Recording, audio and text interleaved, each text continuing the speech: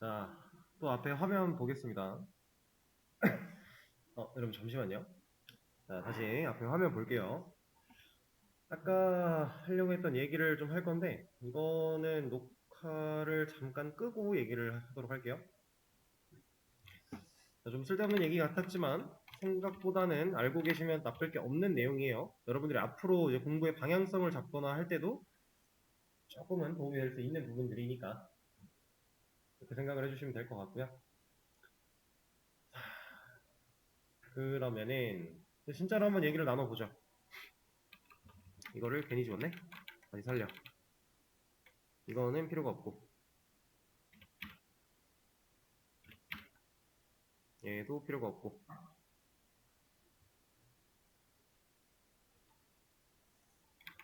얘도 바꿔놓읍시다.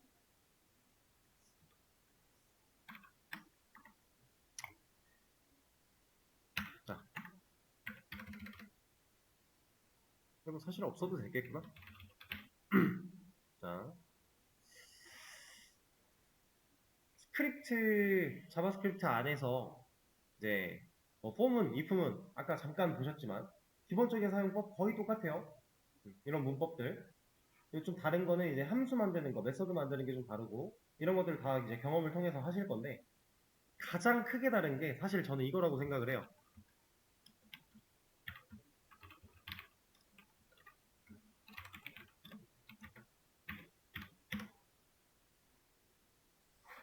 자, 제가 뭐 한 거 같아요?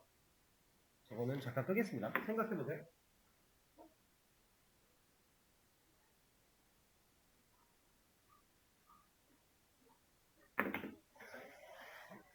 이거 뭐 하는 거 같아요? 변수 선언하는 거예요. 근데 자바랑 뭐가 다르죠?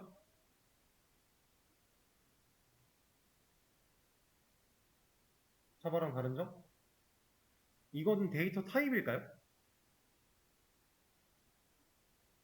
자, 아까 보셨던 것처럼 여기서 뜨는 이런 걸 하나 들어가서 이런 데를 볼게요. 자, 여기 var 쓰여져 있죠. 여러분들이 좀 전에 보신 거예요. 여기도 var 쓰여져 있죠. 좀 전에 보신 겁니다. 타입일까요? 얘네가 타입이라면 다 똑같은 타입이겠네요. 좀 위로 올라가서 봐도 여기도 이거고 좀 더 위로 가도 여기도 이거예요. 다 똑같은 타입일 리는 없잖아요. 그죠? 뭔가 자바랑 다른 겁니다. 이 녀석은 뭐 하는 녀석이냐면 데이터 타입이 아니라 그냥 변수 선언하겠다라는 의미예요. 변수 선언의 의미를 가집니다. 자, 파이썬 배워보신 분들은 아시겠지만 데이터 타입 명시하지 않아요. 그리고 파이썬은 선언하겠다도 명시하지 않아요. 그냥 변수 명만 존재해요. 유사하죠. 자바랑 파이썬의 중간 정도라고 보시면 돼요. 데이터 타입은 안 정합니다. 자바가 깐깐한 거예요. C나 자바가. 근데 이걸 변수로 선언할 거야 라고는 하는 거죠. 딱 그 정도. 근데 웃긴 게 사실 이것도 돼요. 이거 뭐 한 거예요? 이거 아니 근데 얘는 의미상으로 선언하겠다가 지금 없는 거죠. 스크립트는요, 변수를 선언하지 않아도 사용이 가능해요. 그런 것도 가능해요. 대신에 아무렇게나 이렇게 쓸 건 아니에요. 좋은 건 아닙니다. 우리는 일단 이렇게 세 가지를 좀 명확하게 알 거고요. 이건 변수 선언에 대한 내용을 지금 배우려고 하는 겁니다. 그 중에서 얘를 가장 먼저 볼 건데 const라고 하는 이 녀석은요. 자바에서의 파이널과 똑같다고 보시면 돼요. 자바에서 파이널은 뭐 하는 애였어요? 자바에서의 파이널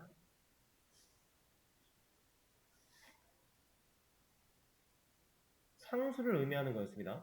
그 상수는 변수를 선언함과 동시에 초기화를 무조건 동시에 해줘야만 하고요. 한번 초기화를 해두고 나면 그 변수의 값을 바꾸는 이런 재할당을 하지 못하는 그런 변수가 파이널이었어요. 지금 여기 써있는 이 콘스트가 딱 그런 녀석입니다.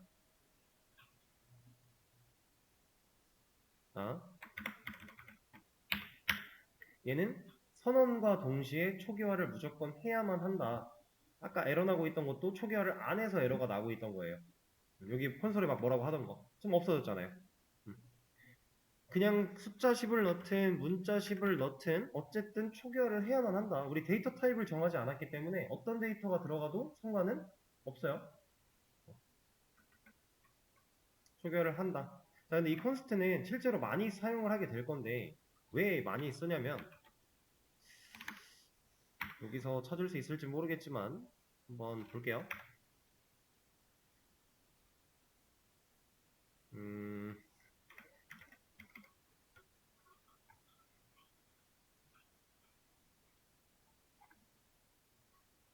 이것도 결국 스크립트입니다. 이거 다.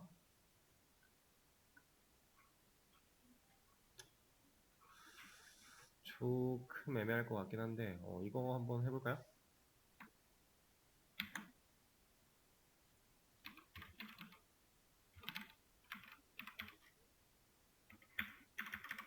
잘 안 나오네. 이게 제가 만든 코드가 아니기 때문에 뭔가 마음대로 가져다 쓰기가 쉽지 않긴 한데 이게 지금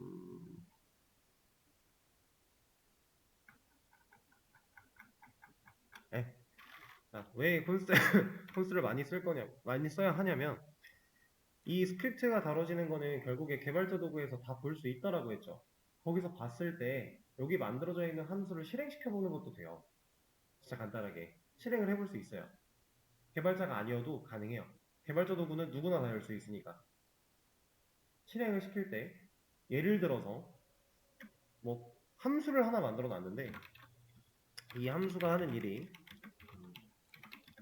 뭐 이렇게 만들어 놨는데 얘가 하는 일이 뭐 로그인 아이디 입력받은 거랑 비밀번호 입력받은 거랑 체크해서 회원 있나 없나 뭐 이런 거 본대요.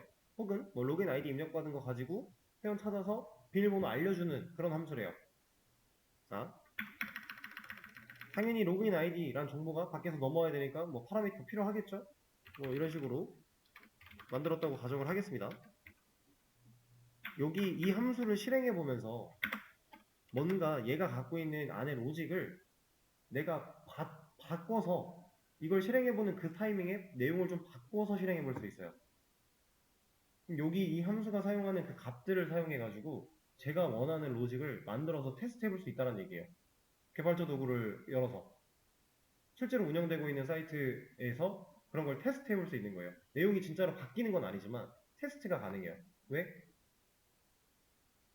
재정의를 하는데 문제가 없는 애로 만들어졌다면 재정의를 해도 되는 거니까. 근데 그게 진짜로 코드에 바로 적용이 되진 않는 거지만 테스트가 가능하다.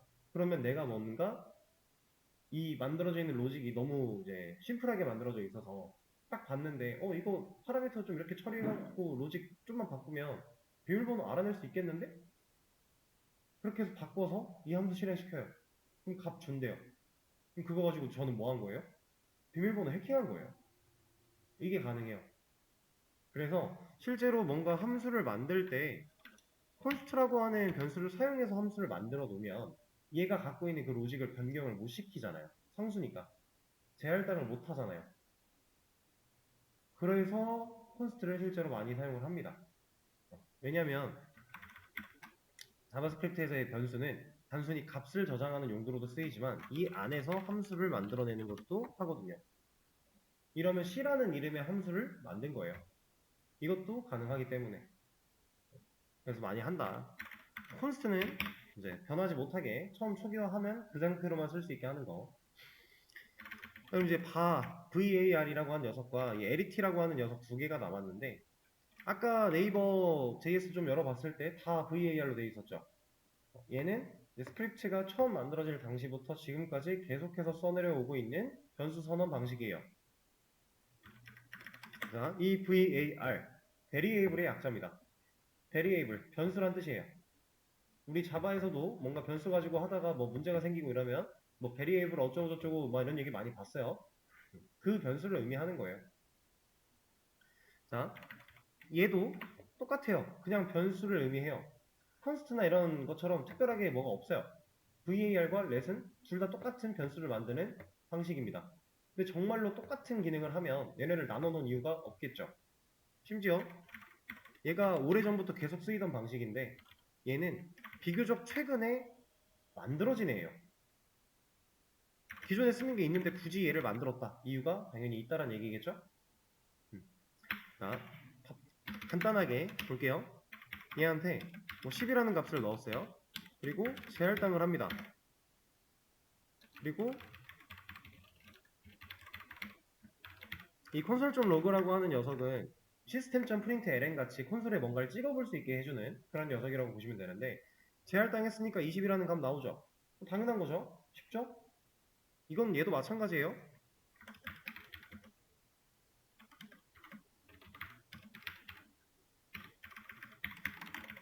동일하게 동작을 합니다.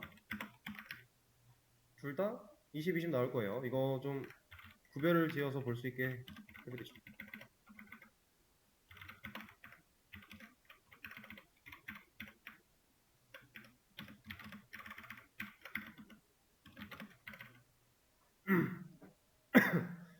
자, 이렇게. 자, 그러면 이 VAR 이제 차이점을 좀 보여드릴 건데 얘는 이게 돼요.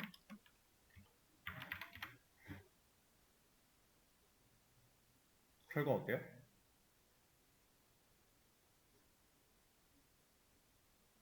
A가 지금 30 나왔죠. 지금 이거 자바로 따지면 뭐 하는 거예요? 같은 공간 내에서 동일한 이름으로 변수를 선언한 거거든요. 자바였다고 생각해보세요. 이거 난리 나지 않았을까요? 너 이거 변수 못 만들어. 똑같은 이름으로 겹쳐서 안 돼. 얘는 에러가 나는 수준이 아니라 그냥 됐죠. 얘는 그게 실제로 됩니다. 근데 얘는 안 돼요. 뭐라 하죠? B가 already been declare. 이미 선언되어 있다는 뜻이에요. 안 됩니다. 그러면 지금 이것만 놓고 봤을 때 VAR이라고 하는 녀석과 let이라고 하는 녀석은 누가 더 자바랑 유사해요? let이 더 유사하죠. 실제로 자바 우리가 이제 조금 더 이 객체지향 언어 프로그래밍 언어랑 유사한 형태로 만들어진 거예요. 그게 let이에요. 이런 차이만 있는 게 아니라 얘는 이것도 돼요. 자, 이것 때문에 지금 뭐라고 하고 있는 건데 이거 빼고. 자, 어때요? 지금 이거 뭐 하는 거예요, 저? A라는 변수를 사용했는데 선언하기 전에 사용했죠. 사용 먼저 하고 선언했거든요. 그랬더니 에러가 아니라 뭐라고 나왔어요? undefined라고 나왔죠. 얘는 이게 가능해요. 얘는 당연히 안 돼요. B는 지금 액세스 정의된 적이 통과된 적이 없는 거예요. 이니셜라이제이션 초기화된 적도 없고 B라는 애가 없어요 지금. 없는데 B를 어떻게 쓸 거야? 자바처럼 뭐라고 하는 거죠. 안 됩니다. 자, 그리고 또 다른 거.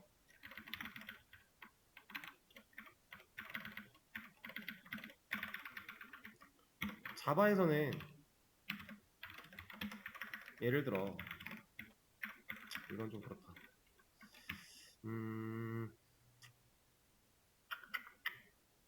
일단은 그냥 이렇게 해놓고 근데 이거는 저거잖아.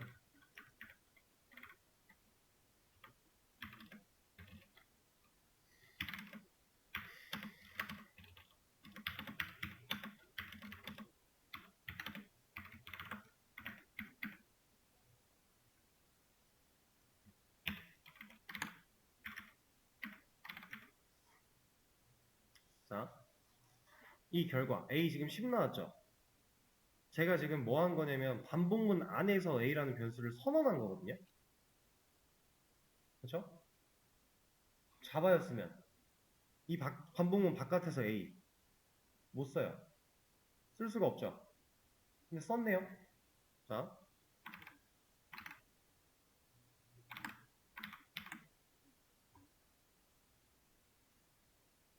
B는 안 되죠. is not defined 정의된 적이 없어. 못 찾고 있잖아요.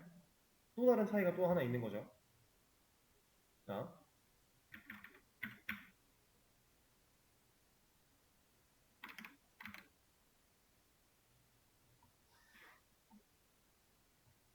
이번에는 제가 이 반복문을 무시하고 얘는 빼고 여기다가 옮겼어요. 지금 얘는 펑션이라고 하는 함수입니다. for는 그냥 문법상 존재하는 반복문인 거고 얘는 지금 펑션 제가 만든 함수예요. 이 안으로 옮겼더니 애초에 지금 여기서 뭐라고 하죠? A is not defined. 자, 아무리 봐여도 함수에서 정의된, 함수에서 선언된 변수를 함수 바깥에서 쓰지는 못해요. 그럼 얘가 이제 주석이 걸린다면 이제 B 가지고 뭐라고 합니다. 지금 여기서 먼저 뭐 막혀가지고 이 밑에까지 못 내려와서 에러가 하나밖에 안 떴던 거니까 보여드리는 거예요. 함수 내에서 선언된 변수는 어차피 둘 다 못 써요.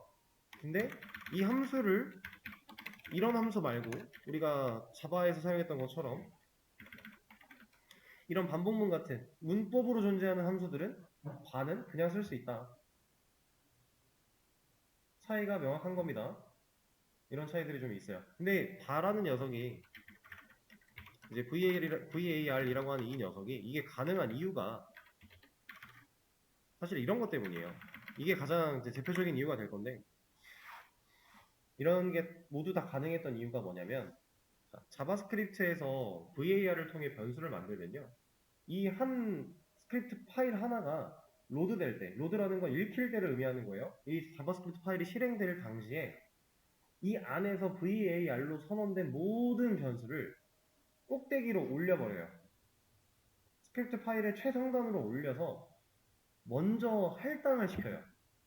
할당이라는 건, 이 변수라는 건 우리가 만들어지면 메모리라고 하는 영역에 공간을 할당받아서 값을 저장했다가 필요가 없어지면 사라지면서 그 할당된 메모리를 반환하는 개념인데 이건 자바에서도 얘기를 했었죠? 비슷한 개념인데 얘는 모든 VAR로 선언된 변수들을 맨 위쪽으로 끄집어 올려서 여기서 이미 할당을 때려요.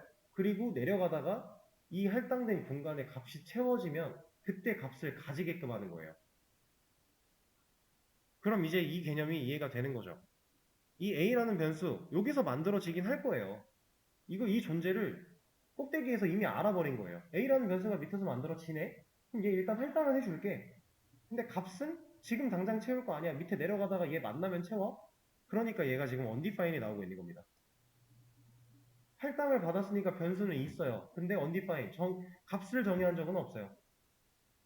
여러분들이 실제로 웹사이트를 돌아다니다가 좀 허술하게 만든 웹사이트들은 어떠한 정보들 나와야 되는 곳에 뭐 undefined이 나온다던가 널이 나온다던가 이런 경우가 종종 있습니다. 그런 애들 다 이런 문제 때문에 해결이 안 된 거예요. 값이 제대로 못 들어간 거죠. 변수는 만들어 놨지만 값을 제대로 못 넣었으니까 undefined이 나온다. 근데 VAR이 아니라 LET를 사용해서 개발을 했다면 애초에 에러가 났겠죠. 에러가 나서 개발자가 알았겠죠. 그런 차이가 있는 거예요. 그러니까 무조건 얘가 좋다, 얘가 나쁘다 이런 건 아니지만 이 VAR이라고 하는 녀석은 우리가 완벽하게 알고 썼을 때 제대로 활용이 가능한 녀석인 거예요. 그러다 보니 이런 단점들을 보완해서 나온 게 LET라는 녀석인데 우리는 그러면 누굴 쓰는 게 좋겠어요? LET를 쓰는 게 좀 더 좋겠죠. 우리 입장에서는. 근데 LET라고 무조건 다 좋은 건 아니고 이 VAR이 가지는 이러한 특징 때문에 또 개발이 편했던 부분도 있어요. 그러니까 적절하게 사용할 수 있는 게 가장 베스트. 근데 정말로 얘를 활용해서 많은 편함을 추구할 수 있는 상황이 아니라면 사실 저는 그냥 LET를 쓰라고 말씀드리고 싶어요. 근데 아마 취업하시면 대부분의 코드는 VAR로 되어 있을 겁니다. LET가 나온 지가 그렇게 바로 얼마 안 된 건 아니지만 이것 또한 마찬가지예요. 바꾸기가 쉽지 않아요. 한두 줄 바꾼다고 될 게 아니니까. 그래서 기존에 있는 것들을 다 웬만하면 VAR로 되어 있을 것이다. 근데 여러분들이 이제 새로 뭔가를 만들어 나갈 때는 LET를 써서 개발을 해도 상관이 없다. 또 수업에서는 얘를 쓸 수도 있고 얘를 쓸 수도 있고 다양할 것 같은데 뭐 어떤 걸로 선언하냐가 그렇게 중요한 건 아니에요. 근데 이 어떤 걸 사용했을 때 얘가 이렇게 동작하는 이유 정도는 여러분들이 알고 계셔야 됩니다. 그리고 제가 키워드 하나 드릴 건데, 방금 전에 말씀드렸던 VAR로 선언된 변수들을 파일에 최상단으로 끄집어 올려서 일단 할당받게 하는 그 행위, 그걸 이제 자바스크립트에 호이스팅이라고 합니다. 이건 여러분들이 한 번쯤 검색해서 읽어보시면 좋을 것 같아요. 너무 어렵게 접근하려고 하지 마시고 적당하게 그런 차이가 있다 라고 하는 겁니다.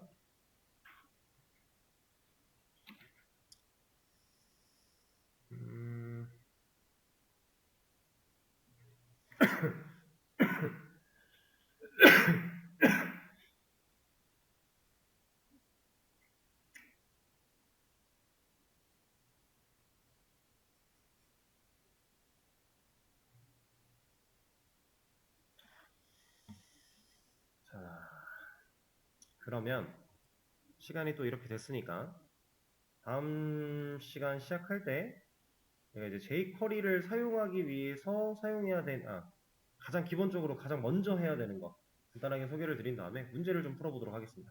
쉬는 시간을 좀 가지고 이거는 자 앞에 화면 보겠습니다. 이제 jQuery를 사용하기 위해서 이제 외부 라이브러리인 jQuery라는 녀석을 우리가 실제로 쓸 수 있게 적용하는 방식 먼저 알려드릴 거고요. 그리고 나서 함수 만드는 방식 간단하게 몇 가지 소개해 드리고 문제 바로 풀어볼 거예요. 일단은 제가 아까 이거 나중에 알려드릴 거다 라고 하면서 세팅스라고 하는 걸 누르고요. 이 JS라고 하는 곳에 와서 여기다가 JQ라고 검색을 했어요. JQ 그랬더니 밑에 jQuery라고 하는 녀석이 나왔죠? 얘를 클릭을 하시면 이 밑에 저는 지금 이미 아까 하나를 해놨었기 때문에 이 밑에 한 줄이 채워져요. 여러분들은 지금 이렇게 되어 있을 거예요. 맞나요? 이게 여기 들어와 있으면 현재 코드펜 이 편집기 제가 열어놓은 이 연습장 안에서 얘한테는 jQuery가 등록이 된 거예요. 그러면 그냥 쓸 수 있어요, jQuery를. 근데 얘가 안 되어 있으면 이게 지금 X를 누르면 사라지는데 이게 없는 상태에서 jQuery 문법을 뭔가 쓰려고 한다라고 하면 이런 걸 하려고 하면 바로 에러 나요. 얘가 에러가 안 나는 이유는 함수가 실행된 적이 없어서 이런 바로 에러 나요. 왜? $is not defined. 달러는 정의된 적이 없어. 그러니까 순수한 바닐라 JS에는 달러라는 녀석이 없어요. jQuery를 쓸 때 사용할 수 있게끔 만들어진 녀석입니다. 그래서 뭐라고 해요? 근데 여기다가 이렇게 등록하는 방식은요. 이 코드펜에서 등록하는 방식이죠. 근데 우리 실제로 개발할 땐 코드펜 쓸 거 아니잖아요. 그러면 이 방식만 알고 있으면 안 된다는 얘기겠죠? 자, 어제 폰트어썸을 불러오게 하기 위해서 cdn.js라는 곳을 갔었어요. 기억나시나요? 여기 들어가서 폰트어썸을 검색했었는데 여기다가 jQuery라고 검색을 해볼 거예요. jQuery 그러면 jQuery라는 녀석이 나왔죠? 자, 얘를 들어갑니다. 지금 현재 버전이 3.7.1 버전 나오고 있는데 이 맨 위에 있는 이 녀석을 그냥 드래그 복사하셔도 되고 이거 어제 했던 거랑 방식은 유사해요.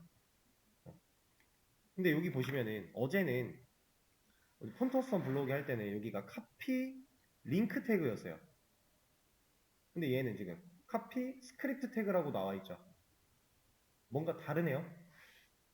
뭐가 다르냐면 얘를 복사한 다음에 우리 코드펜 최상단으로 가서 여기다가 붙여넣기 하는 과정은 똑같은데 어제 했던 거랑 뭐가 다르냐? 링크 태그로 불러올 것이냐 스크립트 태그로 불러올 것이냐가 다른 거예요. 얘는 왜 스크립트 태그로 불러와야 할까요? 스크립트 파일이라서 그래요. 링크 태그로 불러오는 건 CSS 파일이거나 뭔가 스크립트가 아닌 다른 형태의 파일일 때 그건 링크 태그로 가져와야 돼요. 링크 탭 하면은 href 부분에 우리가 가져오는 불러올 주소를 넣어주곤 했었죠. 스크립트 외부 라이브러리 종류 중에 스크립트 녀석은 스크립트 태그로 가져와야 됩니다. 그러면 href가 아니라 src라고 하는 속성에다가 불러오는 경로를 넣어주는 거예요. 이것만 달라요. 우리가 불러오는 것들이 다양하게 많아질 건데 그걸 따져볼 때 JS를 불러올 것이냐, 뭐 CSS를 불러올 것이냐 이런 거에 따라서 상황이 달라진다. 그것만 잘 체크를 하시면 됩니다.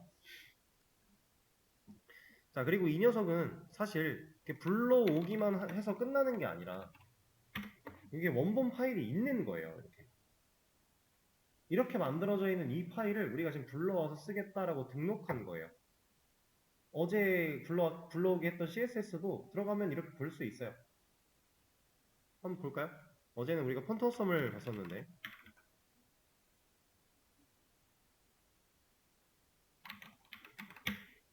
있어요.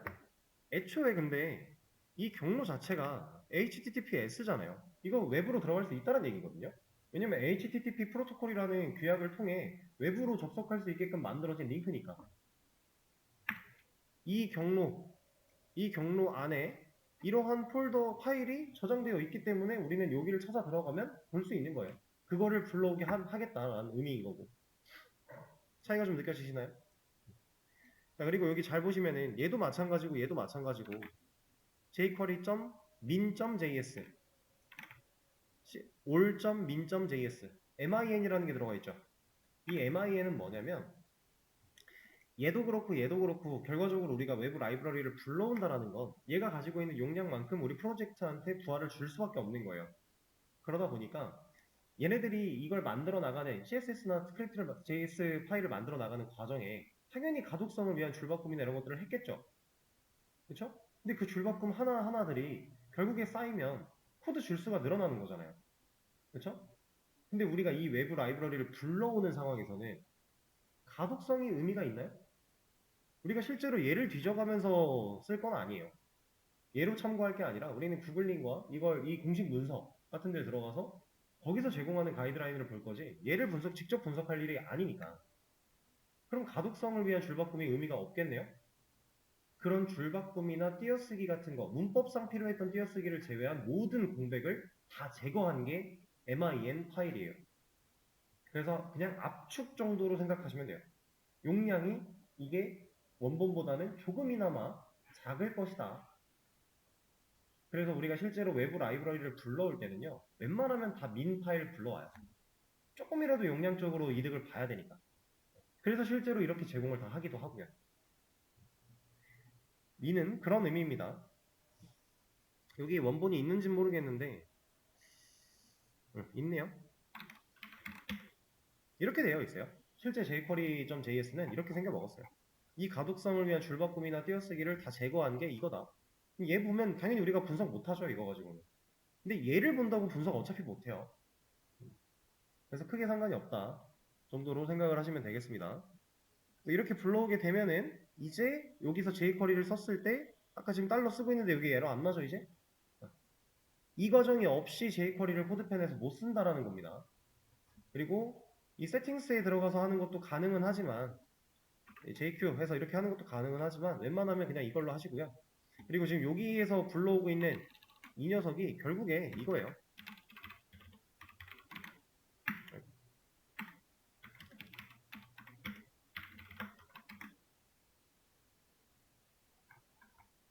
얘가 보시면 CDN.js에서 가져온 거예요. 지금 여기랑 똑같지 않나요? 그죠? 코드펜에서도 기본적으로 연결되어 있는 게 CDN.js이기 때문에 이렇게 가져오나 결과적으로 똑같은 거 가져오는 겁니다. 상관없어요. 뭐가 됐든 하나만 남겨놓으시면 이제 jQuery를 쓸 수 있는 환경이 되는 거다. 자, 그러면 함수 만드는 방법 빠르게 좀 알아보도록 하죠. 일단은 자, 우리가 아까부터 보고 있었던 이 테스트라는 함수 이 녀석을 이렇게 한번 해보죠.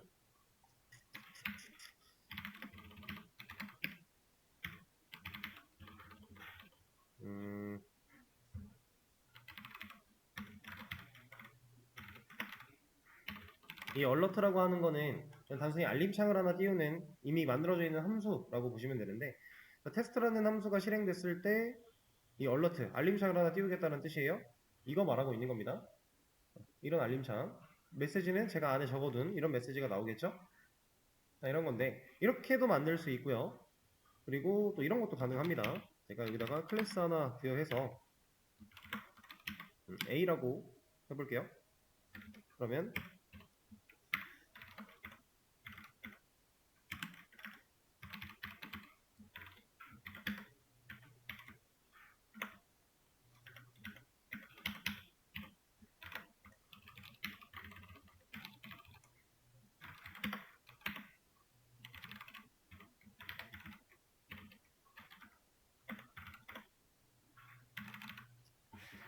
자,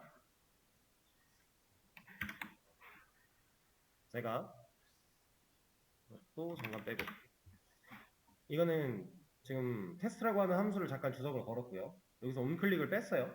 그리고 클래스 A를 줬고 얘가 지금 .a라고 하는 선택자를 사용해서 달러로 찾았으니까 클래스 A를 찾아라라는 이거랑 똑같은 거예요. 이 달러 안쪽에 쓸 수 있는 선택자는 우리가 CSS에서 사용했던 선택자 모든 내용 그대로 다 쓸 수 있어요. 뭐 자식, 후손 이런 관계까지도 다 클래스 아이디 다 돼요. 다 가능합니다. NTH 이런 거 다 돼요. 달러 안에서 이렇게 하면 버튼 눌렀을 때 나오죠? 얘는 방금 전에 했던 테스트라는 함수 만들어서 onClick으로 실행했던 거랑 뭐가 다른 거냐면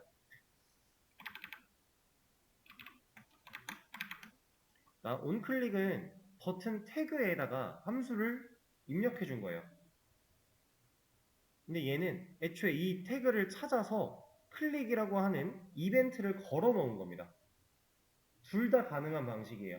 그러니까 이것도 지금 함수를 만드는 방식. 왜 이게 함수냐면 태그를 찾아서 클릭이라고 하는 이벤트를 걸어 놓고 클릭이라는 이벤트가 발생을 하면 그때 나는 이러한 동작을 할 거야. 이만큼이 지금 함수로 정의된 거예요. 지금 제가 이 소괄호를 포함시키지 않았어요. 클릭에 있는. 클릭이라고 하는 이벤트가 발생을 하면 난 이만큼의 함수를 실행할 거야. 근데 이때는 함수의 이름을 따로 지어주지 않아도 돼요. 사용하는 방식이 좀 다른 거죠. 함수를 따로 만들어 놓고 바깥에서 호출할 수도 있는 거고 아니면 애초에 태그를 선택자, 달러라는 선택자를 사용해서 붙어서 거기에 이벤트를 걸어놓고 그 이벤트가 발생했을 때 실행할 함수를 정의할 수도 있는 거고 또 다른 방식이 있어요. 아까 제가 말씀드린 const 이걸 사용해서 함수를 또 정의할 수 있습니다. 그럼 여기다가 이제 뭐 이런 거 해볼게요. 자, 이렇게 해놓고 테스트를 실행해라가 아니라 B를 실행해라 라고 할 수 있어요. 그러면 이 버튼을 눌렀을 때 지금 onClick 때문에 B라는 애가 동작을 할 거거든요. 뭐 나와요? 얘가 나온다는 거죠. 이것도 함수 만드는 방법이에요. 자, 제가 지금 보여드린 방식이 세 가지가 있습니다. 그냥 펑션, 함수라는 걸 만들겠다라고 해놓고 함수 이름을 지으면서 만드는 방식 하나. 변수를 선언함과 동시에 변수의 초기화를 통해 함수를 만드는 방법 하나. 자, 그럼 자, 이만큼의 함수 내용이 B라는 변수가 가지고 있는 거예요. 이거 콘솔 로그로 찍어보면 뭐야, 왜 안 나와? 왜 타이핑이 안 될까요? 뭐지?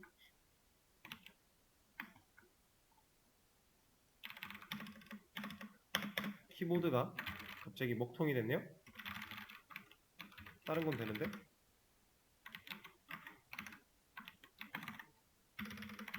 새로 고침하면 지워질 거라서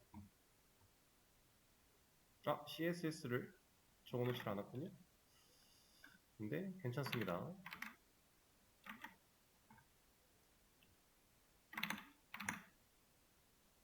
어차피 우린 지금 버튼만 필요한 거니까.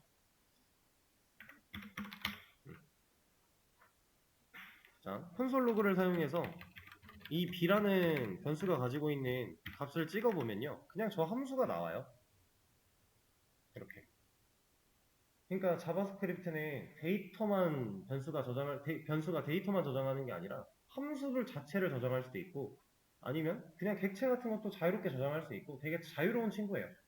그리고 잘 보시면은 사실상 문법적으로 따졌을 때 여기에 지금 세미콜론 빠지면 안 되는 거거든요. 여기에 이게 있어야지 맞는 거예요. 개념적으로는 그게 맞아요. 왜냐면 중괄호가 열리고 닫혔고 끝났으니까. 그쵸? 근데 뭐 메서드의 개념으로 봤을 때 이런 방식으로 쓴다라고 했을 때 여기 세미콜론 안 찍는 거 잡아도 안 찍었었죠. 그것처럼 유사하게 생각을 한다고 쳐도 얘는 지금 얘는 이거 찍어야 돼요 무조건. 원래 그래요. 근데 스크립트는 세미콜론 빼먹는다고 그렇게 난리치지 않아요. 얘는 되게 관대해요 이런 게. 근데 웬만하면 여러분들이 찍어주는 걸 습관을 들이시는 게 좋기는 해요. 그렇다고 무조건 찍는 게 아니라 이제 이렇게 함수를 만드는 과정에서는 보통 이런 데 잘 안 찍습니다 이거는. 그리고 이런 거는 다 찍어준다고 보시면 되고, 이거 없다고 에러가 나지 않아요. 기능 다 돼요. 지금 여기 다 지웠는데, 여기도 지워볼까요? 다 지웠는데 문제는 없어요. 관대합니다 이 녀석은. 자, 그리고 이것만 하나 더 말씀드릴게요. 지금 온클릭이라고 하는 게 하나 걸려있고 클래스 A를 통해서 클릭 이벤트가 걸려있는 녀석이 있어요. 근데 제가 얘를 누르면 G부터가 먼저 나왔다라는 건 이게 일을 먼저 한 거죠.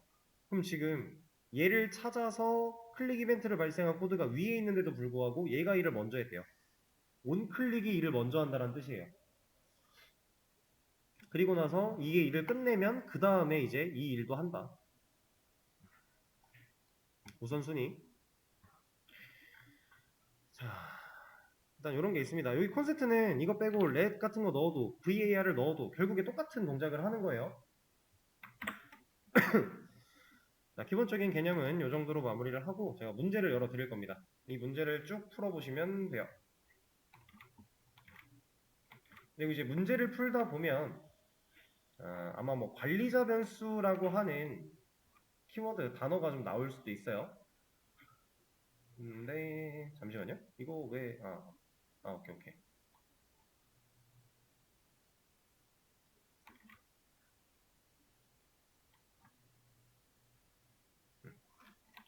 아이고.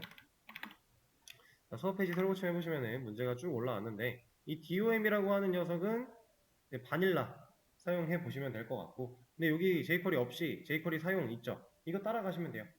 안 써있는 거는 아니 그냥 안 써있는 거는 그냥 jQuery 써서 해보시고, 없이 써있는 건 없이 한번 해보시고, 그 다음에 jQuery 기초 여기는 다 진행해 보시고.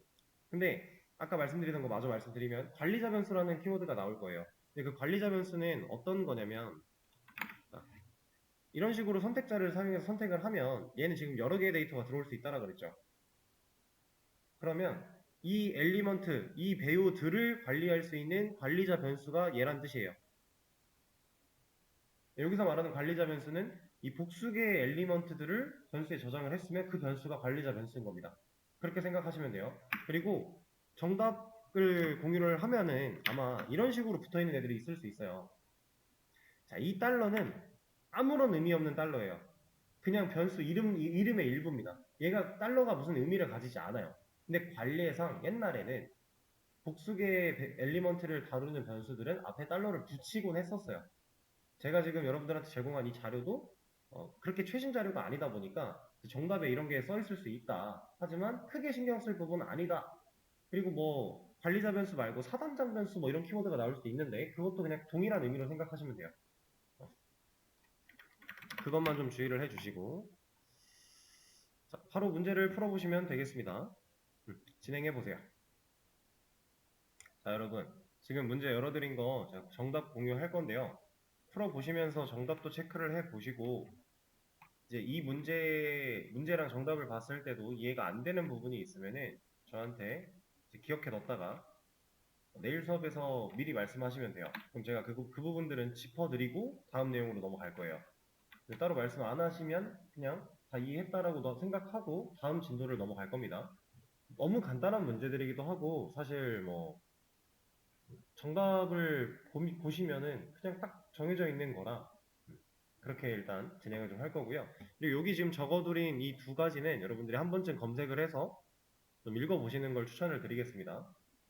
앞으로 우리가 사용하려면 기본적인 거 정도는 훑어보고 진행을 하는 게 효과가 좋을 거기 때문에 한 번쯤 검색을 해보시고, 그리고 뭐 내일 짚어달라고 말씀하시는 게 없다면 바로 이제 JSP를 적용해서 코드를 짜는 걸로 넘어가 볼 거예요. 그러다 보면 필요한 내용들에 대해서 또 개념 같은 거 좀 배우셔야 될 거고. 그리고 수업 페이지 새로 고침해 보시면 맨 밑에 jQuery 공부용이라고 해서 링크를 하나 올려드렸는데, 이거 jQuery 공식 사이트라고 보시면 돼요. 아니, 공식 사이트가 아니라 정리되어 있는 사이트라고 보시면 돼요. 이 안에서 뭐 몇 가지 다양한 것들이 있는데, 이 중에서 여러분들이 쓸 수 있는 것들을 좀 찾아보시면 어느 정도 공부에 도움이 될 겁니다. 앞으로 뭔가를 만들 때에도 여기를 찾아보시는 것도 좋은 방법. 구글링, 이거, 그리고 요즘에 뭐 챗 GPT 이런 것도 적극적으로 많이 활용을 하세요. 정보를 수집하는 데 있어서. 이렇게 해서 공부를 하시면 될 것 같고. 자, 그러면 여기서 수업을 마무리하도록 하겠습니다. 내일 수업에서 JSP를 다루는 내용으로 바로 이어서 갈 거라는 거. 내일 STS를 다시 키셔야 됩니다. 이제 다시 오랜만에 그렇게 알아두시면 될 것 같고. 네. 잠시만요.